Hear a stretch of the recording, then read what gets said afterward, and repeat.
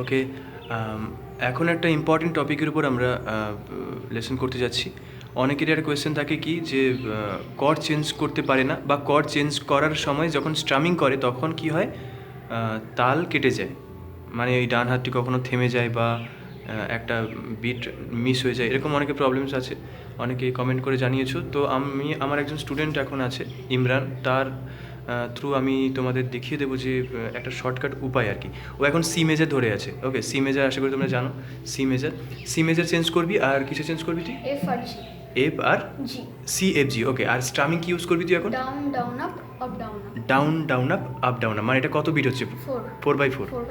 হিসাব করে দেখা যাক। Down down up down up. আবার দেখাচ্ছি।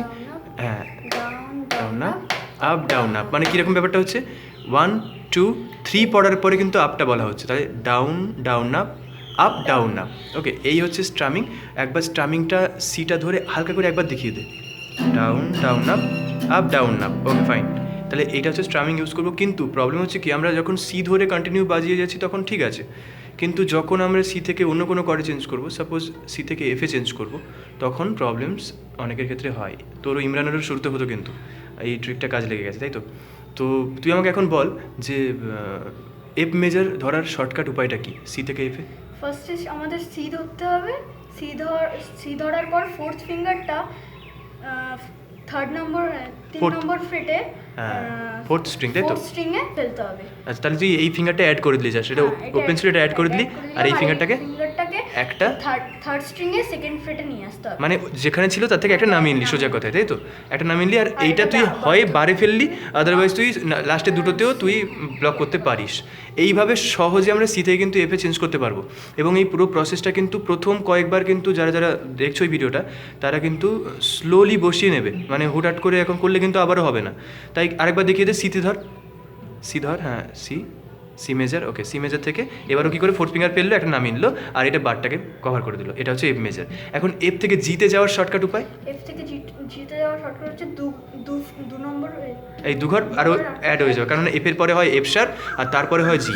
ওই জন্য ও এখানে বার রেখেছিল, বারের আরেক ঘর বার গেলে হবে এফ শার, আর আরেক ঘর বার গেলে হবে জি। এই কারণেও জি মেজার এভাবে শর্টকাট বাজাতে পারছে বার কর্ডের থ্রু। এটা গেল একটা উপায়। আরেকটা উপায় আছে ই মেজার থেকে, যখন আমরা এফ মেজার, ই মেজারটা ধর। আমরা নর্মালি ই মেজার ধরি কি 1 2 3 ফিঙ্গার দিয়ে। ওকে, দেখতে পাচ্ছ 1 2 3 ফিঙ্গার দিয়ে। ফার্স্ট ফিঙ্গার আছে first fret third string, second finger second fret fifth string, আর থার্ড ফিঙ্গার হচ্ছে সেকেন্ড ফ্রেটেরই ফোর্থ স্ট্রিং। এটা হচ্ছে ই মেজার। সবগুলো স্ট্রিংই বাজবে এক্ষেত্রে। কিন্তু ব্যাপারটা হচ্ছে আমরা এফ মেজার বাজানোর জন্য কী করবো, শুধু 1 নম্বরের জায়গায় 2 নম্বর, 2 নম্বরের জায়গায় 3, মানে ফিঙ্গারগুলো আমরা অল্টার করে দেবো আর কি। তাহলে 1 নম্বরের জায়গায় 2 নম্বর ফিঙ্গারটা ইউজ করো। হ্যাঁ, এবার 1 নম্বরের জায়গায়, মানে এখানে হবে থার্ড স্ট্রিং। হ্যাঁ এক্স্যাক্টলি।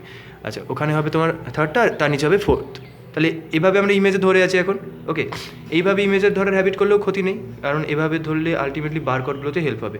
তাহলে এখান থেকে জাস্ট এক ঘর পরে চলে যায়, তাহলে এফ মেজার আমরা বাজাতে পারবো। কিন্তু যদি আমরা বারটা ইউজ না করি, সেক্ষেত্রে কী হবে, এই যে ওপরের স্ট্রিংটা এটা কিন্তু ওপেনই থেকে গেছে, মানে এই যে নোটটা, এটা আমরা এটা মুভ করার সত্ত্বেও কিন্তু এটা কিন্তু এই নোটটাই বাজবে। তাহলে সেটা তো রং, কেননা যে কোনো কর্ডের সা গা পা এই তিনটের মিলে একটা নর্মাল কর্ড হয়, ঠিক আছে? তাই আমাদের এই নোটটাও তাহলে এক ঘর পরে যাওয়া উচিত, নিচের দুটো যেটা ওপেন আছে ওই দুটো পরে এক ঘর যাওয়া উচিত। তাহলে শর্টকাট কি, আমরা বার ইউজ করবো।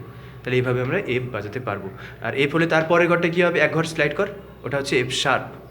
তারপরের ঘর জি। তাহলে আমরা এভাবে পরপর গেলে আমরা যে কোনো বার কর সহজেই বাজাতে পারবো। এই হচ্ছে তার ট্রিক, ঠিক আছে? এইবার আমরা চলে আসি আসল ওই লেসনটাতে, যে প্রথমে সি করো আর স্ট্রামিং প্লে করো, ঠিক আছে? ওকে, তুমি কাউন্ট করো নাহলে। চল, হ্যাঁ, আপ ডাউন, চল 1 2 3 go. Down down up down up down down up down up down down up down up. Very good. Down up down up down down up down up down down up down up down down up down up down down up down up. Stop. তাহলে এখানে অনেকের ক্ষেত্রে মনে প্রশ্ন জাগতে পারে যে F measure যখন বাজাচ্ছিল তখন কিন্তু সাউন্ড আসছিল না, মানে বারকোডের সাউন্ড আসে না কেন? অনেকে এটা একটা কোয়েশ্চেন থাকে, তারও অ্যান্সার এখানে আমি এখন বলবো। সেটার দিকে ফোকাসই এখন করবে না তোমরা। আমাদের মেন এখন ফোকাস করতে হবে কি তালটা যাতে ঠিক রাখা যায়।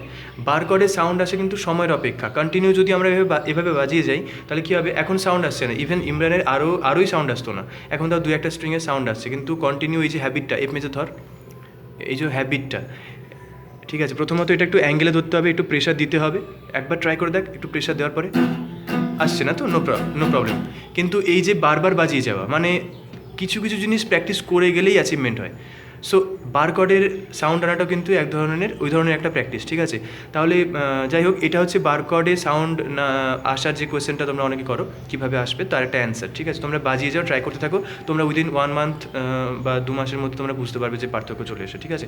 আর নেক্সট থিং হচ্ছে ও কী করছে, এইখানে অনেকে হাত আটকে যায়, আবার সিতে ধর তুই, সি, হ্যাঁ সি ধরেছিস, এটা কর, বাজা, ডাউন ডাউন না, আপ ডাউন না, ডাউন ডাউন না, আপ ডাউন না। এবার ও চেঞ্জ করবে কিন্তু, হ্যাঁ হ্যাঁ, নেক্সট চেঞ্জ, ওর কিন্তু সঙ্গে সঙ্গে এপে ধরলো না, ডাউন না, তুই কাউন্ট করে যা, ডাউন ডাউন না, ও কিন্তু সঙ্গে সঙ্গে এপে ধরেনি, কিন্তু ও কি মাথায় রেখেছে যে এই হাতটাকে থামানো যাবে না, মানে একসাথে কিন্তু ব্রেন দুটো জিনিস কন্ট্রোল করতে পারে না। তাহলে কি করতে হবে, এইটাকে ফ্লোতে ছেড়ে দিতে হবে, ফ্লো একদম।